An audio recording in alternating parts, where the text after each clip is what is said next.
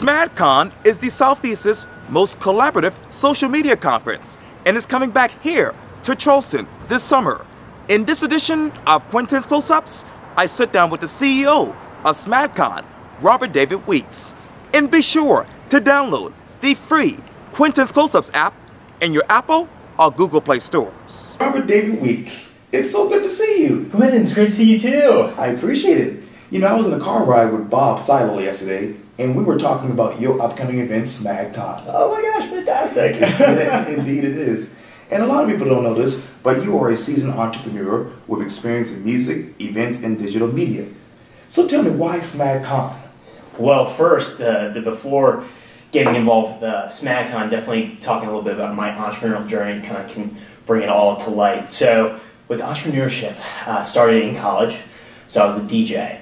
So got into the music scene and understanding that whole pathway in the idea of what music can really do to bring people together and really collaborate. And so from there led into more the music management side. And for music management, that was where I saw the power of bringing people even further together and being able to help provide inspiration and joy. And so from there, that led into then the event side. And so that's where my event background comes into play. And then from there, which is, as you can kind of see, it's all over the place for the different things, which is great in the standpoint of there's a lot of variety.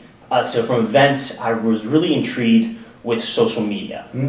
And so the power of social media kind of goes off of the idea of collaboration, bringing people together, and that connection. Right. And so really it was like looking at, okay, what can this really do to make some amazing impact in the community?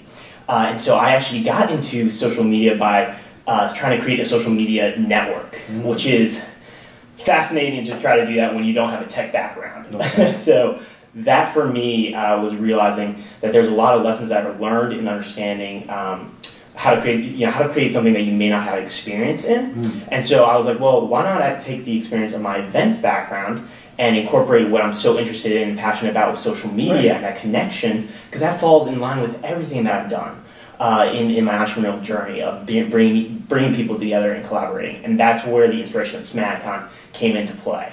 Wow. Yeah. Amazing, amazing. Let me stop there right for a minute, because obviously there's so much going on with social media. What is the state of social media in your mind? Right now, it's a tipping point. In the standpoint that these networks, when you think of social media, many think of Facebook, Twitter, Instagram, YouTube, and it's even further than that, though. Not just these platforms that really have only been around for 21 years, which is so young in the relative scheme of everything, of we think of our society.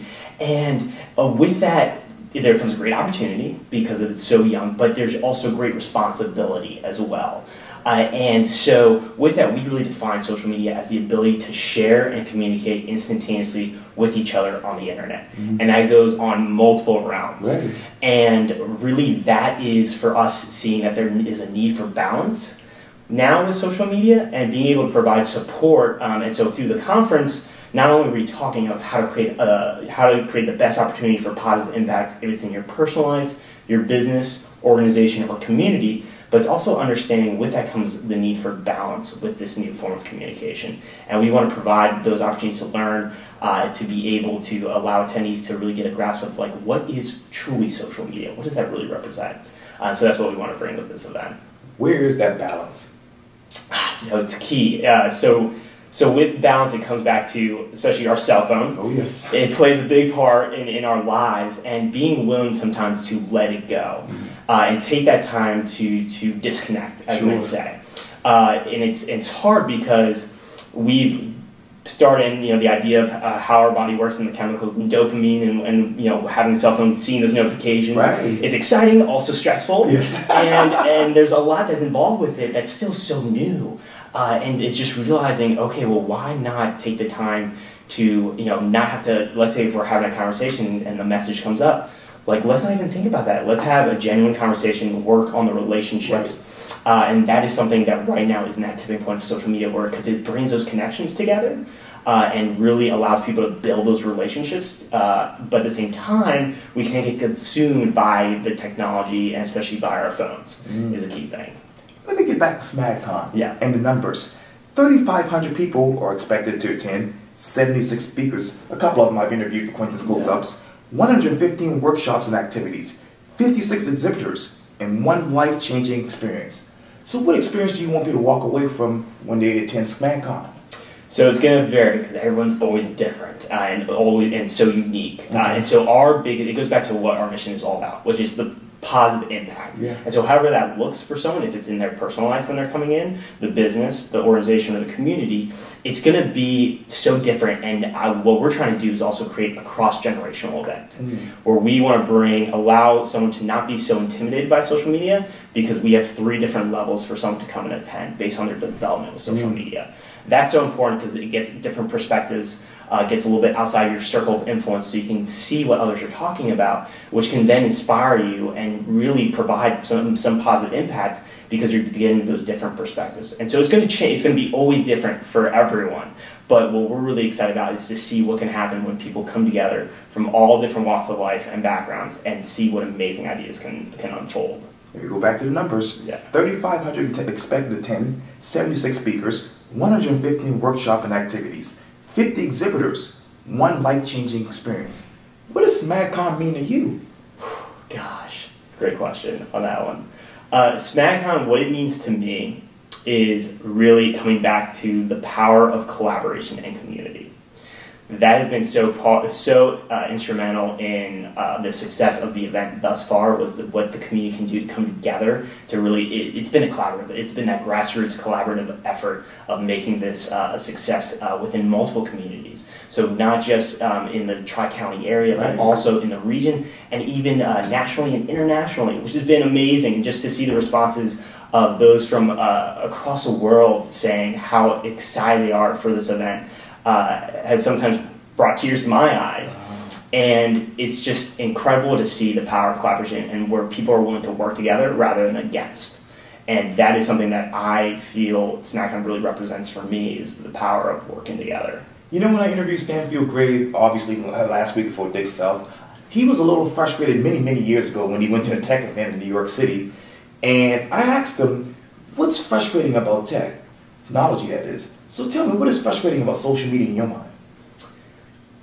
And you mentioned it a little bit earlier. Yeah. So I wouldn't say so much the frustration, but there are issues when it comes to social media.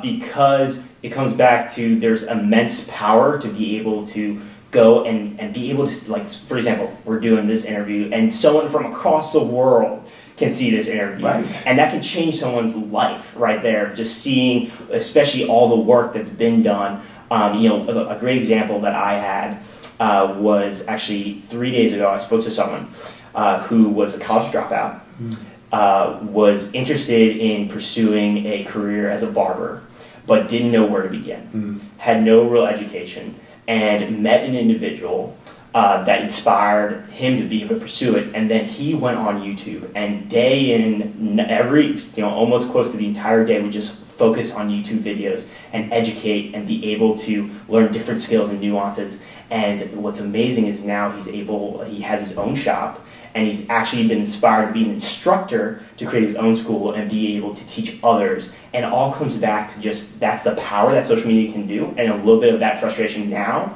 is just being able to find the balance, which is key, and finding those issues such as cyberbullying. That's a major issue currently with social media, and on that mental health component. We want to provide, so we have a mental health influencer, Emily Tortiana, coming in and speaking about her experiences, because we want to shed light on some of those issues that are out there with social media and find solutions to those problems. And so that is where I look at social media, and it's not so much the frustration, but the issues that are there, and trying to solve those. That's the key. Any other issues in mind? So the biggest one, so the two that I'll really hold on to is both cyberbullying and then also balance, which is key, and not being so absorbed when being able to take time to step back a little bit and build those relationships, such as we're doing now, which is fantastic. Exactly right. What is your favorite social media platform? Oh gosh. All right. They're all unique and different in their own ways. So I would have to go to the first one that I was ever on. And it's in a little bit of controversy right now with that, but Facebook. So that's what opened up my eyes to social media. And it's funny because, especially popular, LinkedIn is a big one now that I really enjoy. And it's just funny looking back at the history of social media and those different platforms, which ones kind of came to be first. But Facebook, I would have to say, just because that was my first understanding of social media and what that was all about. That was my first platform. So it has a spot in my heart. What do you want history to write about this MagCon festival?